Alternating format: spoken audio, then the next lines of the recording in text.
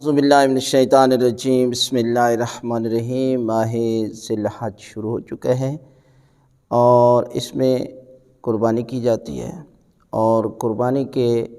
مسائل سے جاننا ضروری ہے، اس لیے کہ قربانی کی بڑی فضیلت ہے۔ اگر آپ کے پاس وسائل نہیں ہیں تو قرض لے کر بھی قربانی کرنی چاہیے،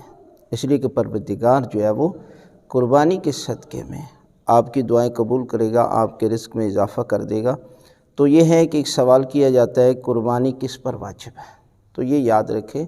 کہ قربانی جو لوگ حج پر گئے ہوئے ہیں ان کے لیے قربانی کرنا واجب ہے، لیکن اس کے علاوہ سب کے لیے سنت مؤکدہ ہے،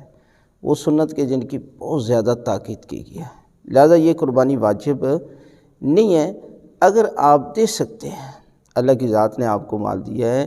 رزق دیا ہے، تو اس میں سے اگر آپ قربانی کرتے ہیں، جس طرح عقیقے کی بڑی فضیلت ہے، جانور کو ذبح کرنا چاہیے، اسی طرح قربانی میں بھی جانور کو ذبح کر کے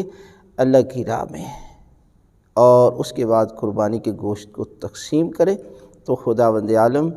آپ کے رزق میں، آپ کی روزی میں، آپ کے کاروبار میں پروردگار جو ہے وہ دن دگنی رات چگنی ترقی عطا کرے گا۔